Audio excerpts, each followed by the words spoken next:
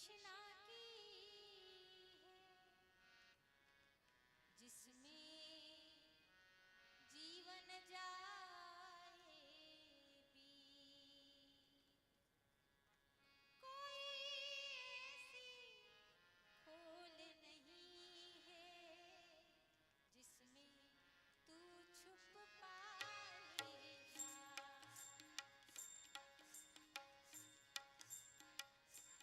कोई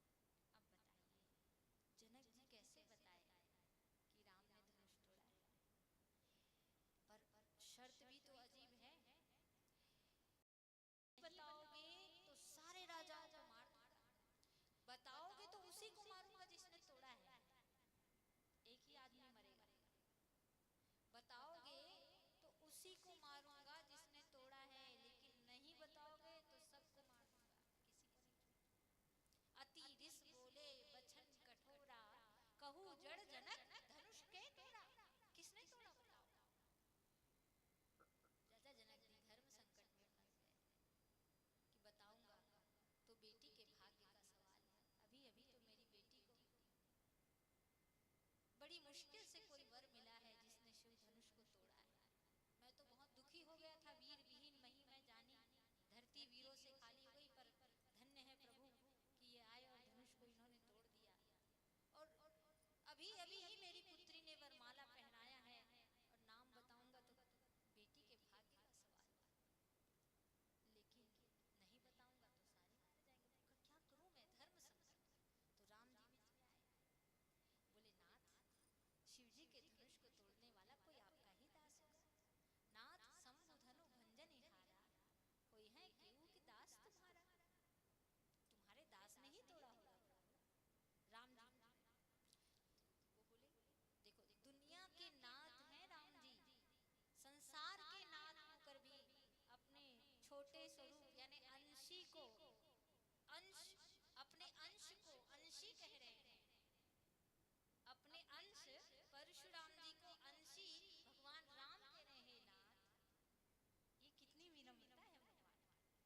कभी कभी मेरे मन में ख्याल आता है कि अगर कोई मुझसे पूछे, मतलब मैं तो आपकी छोटी बेटी जैसी हूँ, छोटी बहन जैसी हूँ, लेकिन मान लो कोई पूछ दे कि राम अनंत अनंत गुण, राम जी के अनंत गुणों में से आपको उनका सबसे प्यारा गुण क्या लगता है, तो मैं तो यही कहूंगी भगवान की सरलता और उनकी विनम्रता मुझे सबसे प्यारा है। क्योंकि मनुष्य का मन अगर साफ हो, मनुष्य के भीतर अगर सरलता हो, विनम्रता हो, तो वो सरलता का एक गुण अगर इंसान के जीवन में हो तो सारे सद्गुण धीरे धीरे उसके जीवन में आ जाते हैं। लेकिन सारे सद्गुण हो और सरलता ना हो तो धीरे धीरे सब चले भी जाते हैं। इसलिए प्रभु का सबसे बड़ा गुण है उनकी विनम्रता और उनकी सरलता, ऐसा मुझे लगता है। और शायद सरल है इसलिए सारे सद्गुण उनके जीवन में। तो भगवान परशुराम जी बोले, चुप रहो राम, तुमको क्या लगता है जिसने शिव धनुष को तोड़ा है वो उसको मैं छोड़ दूंगा? वो सहस बाहु के समान मेरा दुश्मन है, मैं उसको नहीं छोड़ सकता, नहीं छोड़ूंगा उसको। और सुन लो राम, सुनहु राम जे शिव धनु तोड़ा, सहस बाहु सम सोरी को मोरा। ऐसा डांटने लगे तो लक्ष्मण जी आके बोलते हैं, क्या बोले, महाराज मेरे प्रभु पर क्यों गुस्सा किए जा रहे हैं? ये धनुष के तो दो टुकड़े पर इतना गुस्सा आपको? नानचन रहे महाराज, ऐसा नहीं कक्को धनुष लटोर के मरा दे, फिर एक को घाव तो इसने गुस्सा करके नहीं आ रहे हो। आज ई धनुष ल टूटी तो अत्ता गुस्सा काबर करत हो? तो ये तोरा मन दर्पण कहलाए, मन का दर्पण जो है उसमें धूल जमा है ना भाई, इसलिए ऐसा बोल रहे हैं। श्री इसीलिए जरूरत है निज मनु मुकुर सुधार। तो बोले बाहु धनु ही तोरी लड़काई, कबहू ना सीरिस कीन्ही गोसाई। एही धनु पर, एही धनुष में का ममता का, एही धनु पर ममता के हेतु सुनी रिसाई, कहे भृगुकुल के। तो लक्ष्मण जी ये क्यों कह रहे हैं? क्योंकि सदगुरु का काम ही है मन को साफ करना।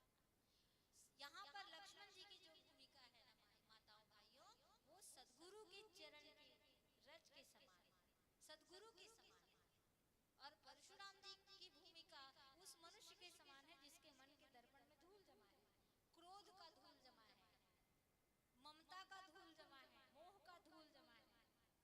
लक्ष्मण जी कह रहे हैं यही धनु पर ममता के हेतु, टूटे हुए धनुष पर इतनी ममता।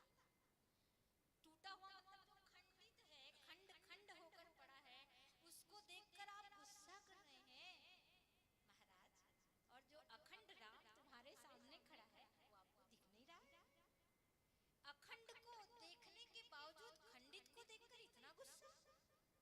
शाश्वत राम आपके सामने खड़ा है और आप कहें कि नश्वर धनुष को देख के गुस्सा किया जा रहा है? तो महाराज आपके मन में धूल जमा है, उसको साफ करिए। श्री गुरु चरण सरोज रज निज मन।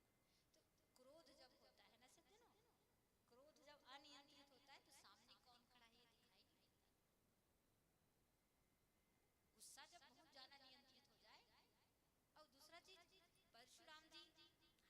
भगवान के ही अंश हैं। तो मैंने आपको पहले भी कहा ना, अपना ही चेहरा देखना है हमको, दूसरे का चेहरा नहीं देखना।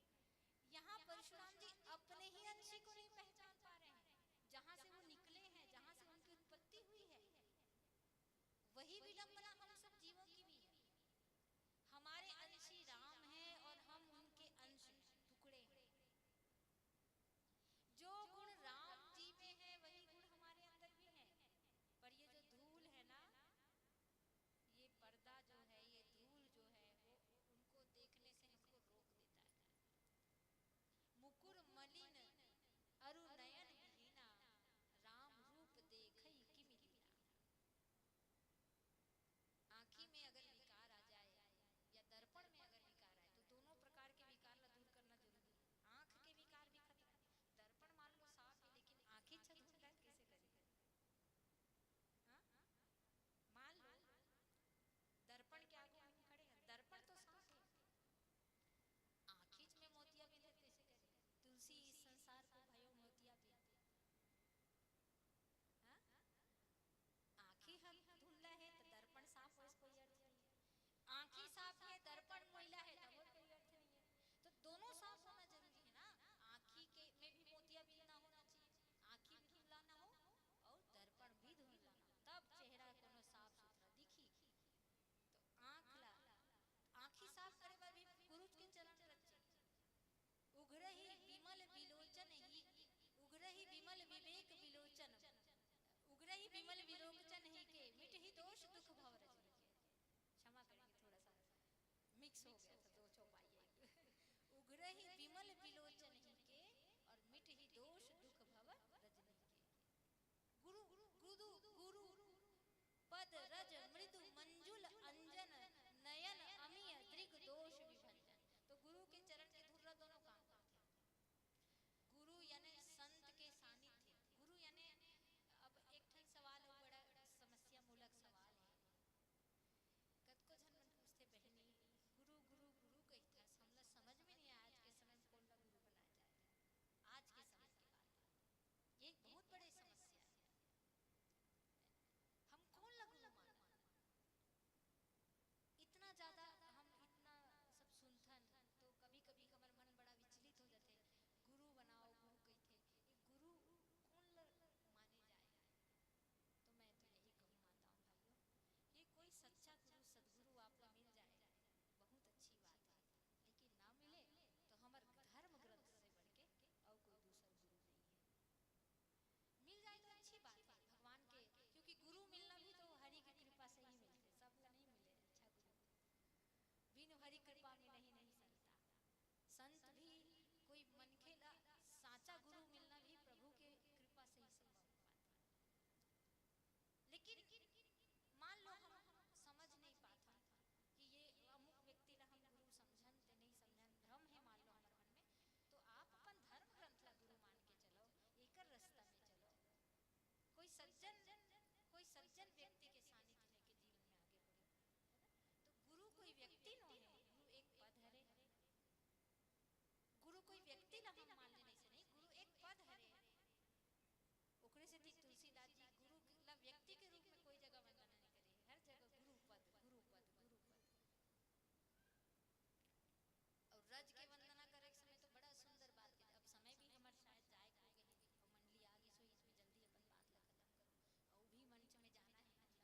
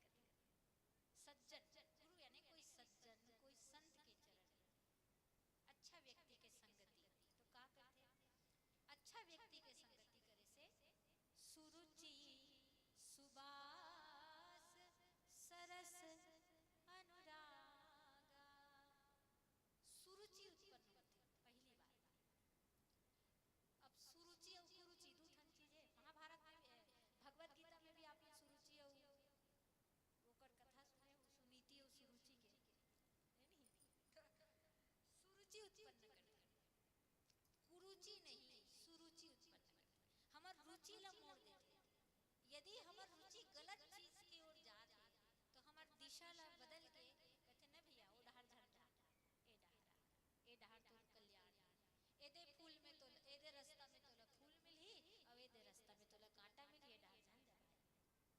सुरुचि मोड़ देती है। और याद रखिए मेरे भाई बहन, मनुष्य की दिशा अगर सही हो तो दशा सही होने में समय नहीं लगता। गुरु महाराज यानी सज्जन की संगति हमारी दिशा को सही करती है, और जब हमारी दिशा सही हो जाती है तो हमारी दशा भी सही हो जाती है। आज हम सबकी दशा खराब है, उसका कारण है दिशा खराब। हम गलत दिशा में जा रहे हैं, हमने रास्ता गलत चुना है। गुरु का काम है दिशा परिवर्तित कर देना, परिवर्तित नहीं सही दिशा में, परिवर्तित नहीं सही दिशा में मोड़ देते हैं। इसलिए सुरुचि शब्द का और मात्र गुरु में देखिए गोस्वामी तुलसीदास जी ने गणेश भगवान की वंदना की है, और मैं शुरू में आपको बताई ना सुमरनी में बहुत सारे देवी, लेकिन गुरु महाराज की वंदना करके मानो वो कहते हैं भगवान की कृपा से गूंगा बोलने लग जाए, मुख होई वाचाल पंगु चढ़ेगी, भगवान की कृपा से गूंगा बोल ले, ठीक है, भगवान की कृपा से लंगड़ा पर्वतों में चढ़ जाएगा, लेकिन गुरु ना हो और लंगड़ा चलना तो सीख गया पर कहाँ चलना है ये कौन बताएगा। तो भगवान हमको पैर दे सकते हैं, भगवान हमको वाणी दे सकते हैं, भगवान हमको शरीर दे सकते हैं, पर गुरु बताते हैं वाणी का उपयोग कैसे करना है, पैर का उपयोग कैसे करना है, हाथ का उपयोग कैसे करना है, ये शरीर का उपयोग कैसे करना है, ये गुरु बताते हैं। तो दोनों का महत्व है। भगवान ने हमको शरीर दिया और गुरु ने हमको बताया कि भगवान ने जो तुमको शरीर दिया है उसको प्रयोग कैसे करें, ठीक है। तो इसलिए गुरु की जरूरत है भाई। मूकम करोति वाचालम पंगु लंघयते गिरिम यत् कृपा तदहं वंदे परमानंद माधवम्। गुरु सुरुचि उत्पन्न करता है। और दूसरी चीज सुबास,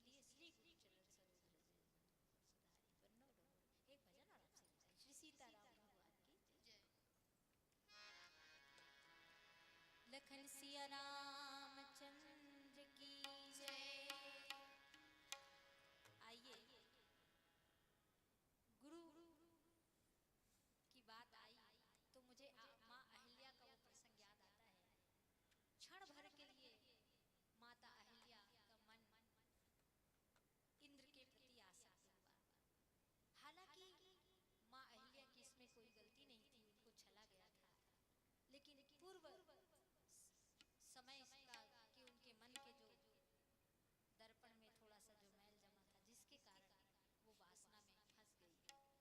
मैं बार बार विनती करूं, इसमें माँ अहिल्या की कोई गलती नहीं थी, पर पूर्व जन्म में या पूर्व समय में स्वर्ग की अनिंद सुंदरी होने के कारण एक थोड़ा सा भाव उनके मन में था कि मेरे जैसी सुंदरी को एक योगी के साथ क्यों ब्याह गया। तो ये जो थोड़ा सा मन का मैल था, जिसके कारण वो चली गई। आइए तो भगवान के चरण रस से माँ अहिल्या का उद्धार हुआ, वैसे ही गुरु के चरण रस से हमारे जीवन का उद्धार होता है। इसलिए प्रभु के चरणों को नमन करते हुए ये भजन।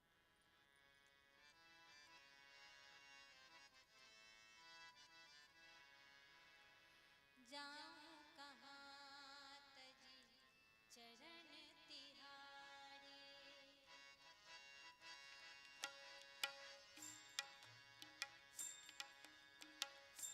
जाऊं कहाँ तजी चरण तिहारी, जाऊं कहाँ तजी चरण तिहारी।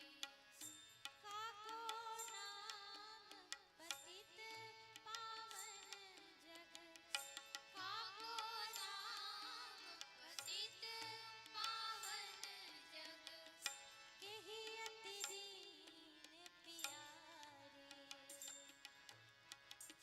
जाऊं कहाँ तजी चरण तिहारी, जाऊं कहाँ तजी चरण तिहारी। माँ अहिल्या कहती है, प्रभु जब वो पत्थर से नारी बनी तो भगवान ने कहा, माता तुमने बहुत तपस्या की है, तुम्हारी तपस्या से मैं प्रसन्न हूँ। परसद पद पावन शोक नसावन, प्रकट भई तप कुंज सही, देखत रघुनायक जन सुखदायक, सन्मुख होई कर जोर रही। अति प्रेम अधीरा पुलक शरीरा, मुख नहीं आवई वचन कही, अतिशय बड़ भागी चरणन लागी, जुगल नयन जलधार बही। तो प्रभु बोले, माँ इतनी कठोर तपस्या तो शायद किसी ने मेरे लिए नहीं की।